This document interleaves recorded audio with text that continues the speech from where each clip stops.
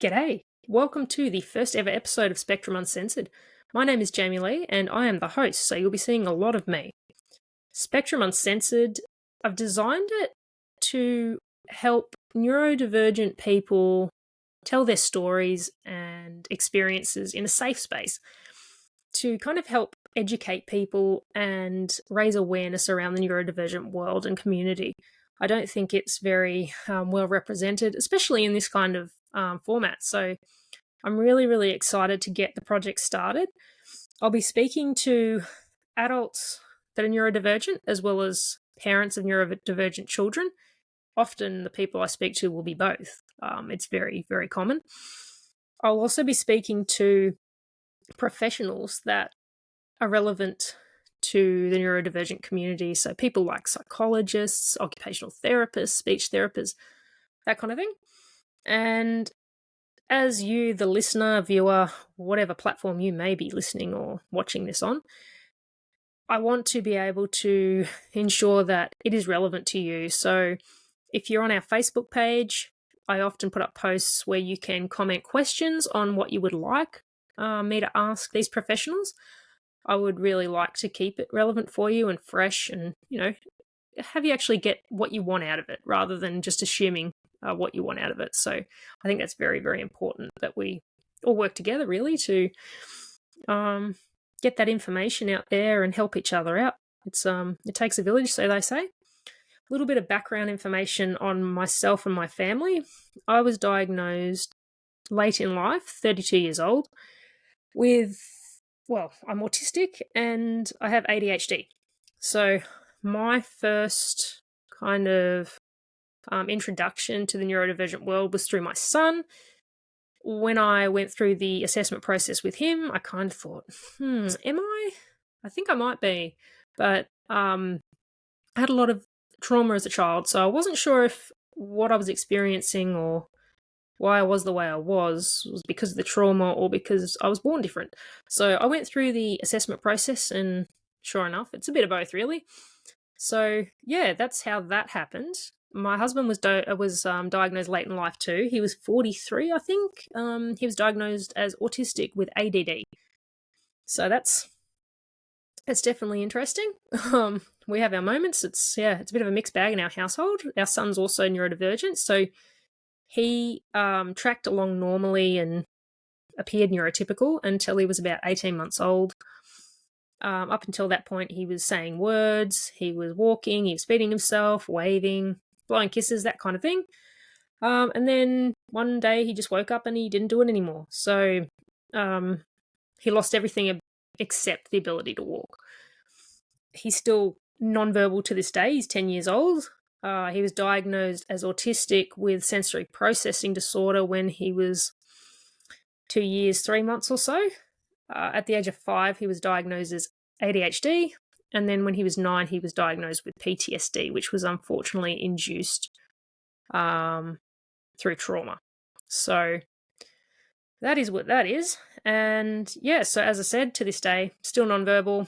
A lot of struggles along the way, not understanding danger, a lot of impulse control issues, a lot of aggression until he could communicate his wants and needs effectively. He's now, he uses 3 forms of communication. He uses some Australian Sign Language.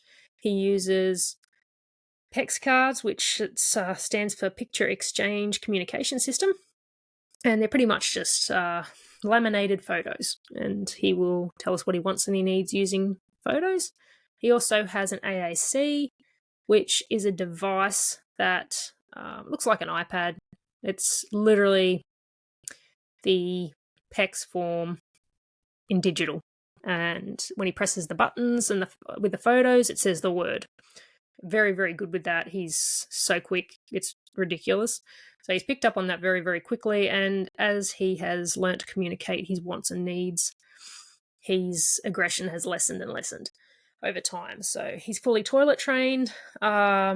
People often ask me, what nappies do you use? We don't use any.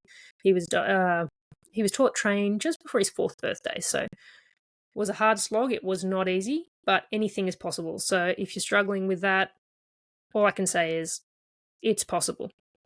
It just takes time and you got to think outside the box. But we will definitely be touching on topics like that, toilet training, masking in children. I do a lot of masking even now. Yeah, there's so many. The topics are endless, really, and I can't wait to speak to some professionals about those kinds of things, because often we just need a little bit of advice here or there to set us in the right direction, and we don't know where to look, and it would be great if Spectrum Uncensored could help with that. Obviously, advice is very generic, I suppose. What works for somebody might not work for somebody else. Just because my nonverbal child is toilet trained doesn't mean every nonverbal child can be toilet trained. That is definitely not the case. Everyone has their challenges. So some people are going to do things and other people are not. But that doesn't make anybody a failure. It is what it is. So you just take it one day at a time and roll with the punches, so to speak. So yeah, that's a little bit about my family. I mean, me personally, I struggle a lot with sound sensitivities, food sensitivities. I don't like certain textures, just can't do it. Anxiety, got that real bad. Unfortunately, I always have. Socially, pretty awkward, and then super intense when I get comfortable. I have sleeping problems, focus problems, you name it, I probably got it. But, you learn to plod along, really. So, I'm really, really excited to chat to other people within the neurodivergent community. We're all so different, and I've been sending out questionnaires to people that want to be interviewed, and I've just loved reading the answers because everyone answers so differently. You've all got, so many people have the same diagnoses, and the answers are so different. So it's very insightful, I suppose. It's something that will show you just how amazing our community is, and we have so much to learn from each other. It takes a village, and you never stop learning. So if we can encourage and advocate and appreciate each other for our differences, then job done. We're on Facebook. We are also on YouTube and Spotify. So audio for Spotify, video for YouTube, audio too.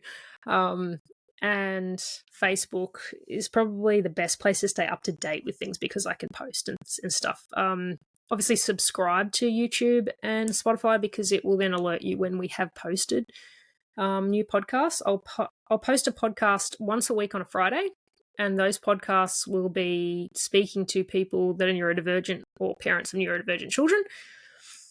And then once a month, I will post a podcast. This is just an extra, so a bonus podcast monthly, speaking to a professional of some description. So I've already got a heap lined up. I've got psychologists, occupational therapists, speech therapists, music therapists, nutritionalists, special education providers, all sorts. Super exciting. Even some people, we'll be talking about topics like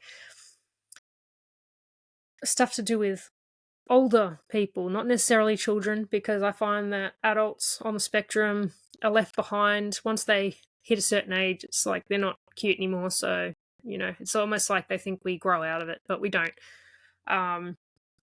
So we'll be speaking to people about employment, all sorts of things. So, I'm really, really excited to get started. If you would like to be interviewed, then you can email us at spectrumuncensored@outlook.com, or you can send us a message through Facebook, and then we will sort that stuff out. It'll all be done on Riverside, which is a platform, as you can see, like Zoom, and it's all remote. I'm only talking to people that are in Australia at the moment. I want to keep it relevant to Australia and the laws and the supports and all that kind of thing. So, it'll all be kind of. I kind of wanted to do it this way so that everyone's in their own comfort zone, in their own environment, because I think that's very important, that you feel comfortable when you're doing things like this, because chatting about certain things can be uncomfortable. But I just want to say thank you in advance to everybody for having the courage to speak and talk about their stories and share. And it's not an easy thing to do, and it can be quite nerve-wracking, but we can be nervous together because this is out of my comfort zone too. As we go along, I'm sure we will get used to it. But yeah, so keep an eye out. I'm hoping to have the first podcast ready to go by middle of September. I've just got a lot of people to interview. There's about 100 so far, and it's 2 years worth of podcasts that I'll have lined up. But the more the merrier. So until then, keep an eye out. As I said, subscribe to YouTube, subscribe to Spotify, and follow us on Facebook. And then I will catch you soon. Take care out there.